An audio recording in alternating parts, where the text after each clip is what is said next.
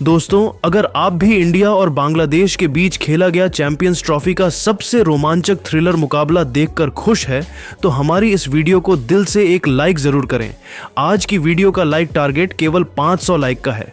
दोस्तों, तो वीडियो को एक लाइक करना बिल्कुल भी ना भूले। दोस्तों, चैंपियंस ट्रॉफी 2025 का धमाकेदार तरीके से आगाज हो चुका है। पहला मैच तो न्यूजीलैंड ने आसानी से जीता, तो टीम इंडिया आज अपना पहला मुकाबला खेलने के लिए बांग्लादेश के खिलाफ दुबई इंटरनेशनल क्रिकेट स्टेडियम में उतरी, जहां सबसे पहले तो टॉस के लिए जब सिक्का उछाला गया तब टॉस के बॉस बने बांग्लादेश के कप्तान नजमुल हुसैन संतो और उन्होंने टॉस जीतकर सबसे पहले बैटिंग करने का फैसला किया। और उसके बाद जो हुआ, इस मुकाबले में भारतीय गेंदबाजों ने ऐसा जलवा दिखाया देखकर पूरी दुनिया अभी भी हैरान है। जी हां दोस्तों, आपको बता दें, आज बांग्लादेश की तरफ से रनों की बारिश करने के इरादे से तंजीद हसन के साथ सौम्य सरकार की खतरनाक जोड़ी मैदान में आई थी। लेकिन दोस्तों, दूसरी तरफ से 2 साल बाद टीम इंडिया में वापसी करने वाले मोहम्मद शमी ने पहले ओवर में ही बांग्लादेश की उम्मीदों को 440 वोल्ट का झटका दिया और ओवर की अंतिम गेंद पर ऐसा टहलका मचाया कि शमी की कातिलाना गेंद सौम्य सरकार के बल्ले का बाहरी किनारा लेते हुए सीधा विकेटकीपर राहुल के दस्तानों में गई और टीम इंडिया को शमी ने पहले ओवर में ही सबसे बड़ी सफलता दिला दी थी, जहां सौम्य सरकार को उन्होंने खाता भी खोलने का मौका नहीं दिया। उनके आउट होने के बाद मैदान में मोर्चा संभालने के लिए बांग्लादेशी कप्तान नजमुल हुसैन संतो आए थे। उन पर अपनी टीम को संभालने की बहुत बड़ी जिम्मेदारी थी। लेकिन दोस्तों, दुबई के मैदान पर आज तो भारतीय गेंदबाजों का जलजला आने वाला था। शमी के बाद अब बारी थी हर्षित राणा की और दूसरे ओवर में आते ही हर्षित ने ऐसा जलवा दिखाया कि नजमुल हुसैन संतो को विराट कोहली के हाथों कैच करवाकर बांग्लादेश के टॉप ऑर्डर के परखच्चे उड़ा दिए थे, जहां कप्तान संतो भी खाता नहीं खोल पाए। 2 रन बने थे और बांग्लादेश के 2 बल्लेबाज भारत के सामने घुटने टेक गए थे। पूरा हिंदुस्तान खुशी से झूम रहा था क्योंकि इन दोनों गेंदबाजों ने तो बांग्लादेश की हालत ही बिगाड़ दी थी और अभी तो मुकाबला शुरू ही हुआ था। उनके आउट होने के बाद अब मैदान में मेहंदी हसन मिराज आए थे तंजीद हसन का साथ निभाने के लिए। भारतीय टीम पूरी तरीके से बांग्लादेश पर हावी थी, लेकिन तभी प्रेशर कम करने के लिए तंजीद हसन ने मोहम्मद शमी को निशाना बनाया और तीसरे ओवर में उन्हें एक के बाद एक लगातार 2 चौके गोली की रफ्तार में जड़ दिए। ऐसा लगा था कि 2 विकेट गिरने का उन पर कोई असर ही नहीं हुआ।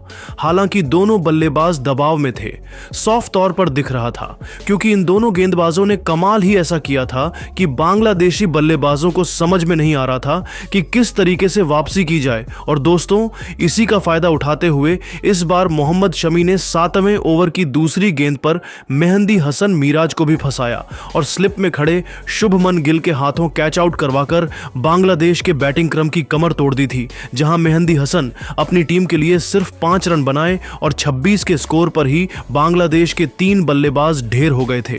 बांग्लादेश की पारी ताश के पत्तों की तरह बिखर रही थी। हालांकि तंजीद हसन एक छोर से लाजवाब बैटिंग कर रहे थे। उनका साथ निभाने अब आए थे तौहीद हदोए। ये खिलाड़ी अकेले ही अपनी टीम के लिए लड़ाई कर रहा था। लेकिन दोस्तों, तभी कप्तान रोहित ने चालाकी दिखाते हुए गेंदबाजी में बदलाव किया। स्पिन गेंदबाजों को आक्रमण में बुलाने का उन्होंने बुलाया। 9वें ओवर में अक्षर पटेल को और उनका यह तीर निशाने पर लगा। जी हां दोस्तों, अक्षर पटेल ने आते ही अपनी दूसरी गेंद पर खतरनाक लग रहे तंजीद हसन को केएल राहुल के दस्तानों में कैच आउट करवाकर बांग्लादेश को चौथा सबसे बड़ा झटका दिया था, जहां तंजीद 25 बॉल में 25 से रन बना पाए और बांग्लादेश तहस नहस हो चुकी थी। अब मैदान पर हृदय का साथ निभाने बांग्लादेश के सबसे बड़े बल्लेबाज मुशफिकुर रहीम आए थे, जिन पर अपनी बिखरती हुई पारी को संभालने की सबसे बड़ी जिम्मेदारी थी। लेकिन दोस्तों, अक्षर पटेल ने जलवा दिखाते हुए पहले ही गेंद पर मुशफिकुर रहीम को राहुल के हाथों कैच आउट करवाकर गोल्डन डक के रूप में उनका शिकार किया और 2 गेंद पर 2 विकेट गिराकर बांग्लादेश की आधी पारी को केवल 35 रनों पर ही ढेर कर दिया था। टीम इंडिया का दबदबा इस मैच में देखने को मिल रहा था। ऐसा लग रहा था बांग्लादेश कहीं 50-60 से पहले ही ऑल आउट ना हो जाए। इस अनहोनी को होने से रोकने के लिए मैदान में हृदय का साथ निभाने के लिए जेकर अली आए थे। 10 ओवर में बांग्लादेश की टीम 39 रन बना पाए थे और उनके 5 बल्लेबाज भारत के सामने घुटने टेक चुके थे। इन दोनों खिलाड़ियों ने देखते ही देखते बड़ी मुश्किल से फूंक फूंक कर समझदारी से बल्लेबाजी करते हुए बांग्लादेश को 50 रनों तक पहुंचा दिया था। बांग्लादेश की पारी बहुत ही धीमी रफ्तार से आगे बढ़ रही थी क्योंकि यहां गलती की गुंजाइश ही नहीं थी। मौका मिलने पर बारी बारी चौके भी लगा रहे थे। देखते ही देखते 15 ओवर में बांग्लादेश ने 62 रन बना लिए थे। धीरे धीरे इन दोनों की पार्टनरशिप बांग्लादेश की पारी को पटरी पर वापस ला रही थी। टीम इंडिया को विकेट की अभी भी तलाश थी, लेकिन दोस्तों ये दोनों तो गेंद की तरह मैदान में चिपक गए थे। टस से मस होने का नाम नहीं ले रहे थे। भारतीय गेंदबाज कप्तान रोहित भी फ्रस्ट्रेट होते नजर आ रहे थे। सेट होने के बाद तो ये दोनों चौकों से डील करने लगे थे। तभी 20वें ओवर में कुलदीप की गेंद पर हार्दिक पांड्या ने हृदय का आसान सा कैच टपका दिया और पूरे देश का दिल तोड़ दिया। 20 ओवर में बांग्लादेश ने 79 रन बनाए थे। तो वहीं दोस्तों अब तो आसान से मौके भी भारतीय फील्डर से छूट रहे थे। 23वें ओवर में केएल राहुल ने इस बार हृदय की स्टंपिंग छोड़ दी और उन्हें लगातार 2 बार जीवनदान मिल चुके थे। भारतीय खेमे में निराशा थी क्योंकि धीरे धीरे बांग्लादेश की क्रिकेट टीम मैच में वापस आ रही थी। इन दोनों खिलाड़ियों ने देखते ही देखते 50 रनों की धमाकेदार साझेदारी को अंजाम दिया था, जो टीम इंडिया के लिए टेंशन बनती जा रही थी।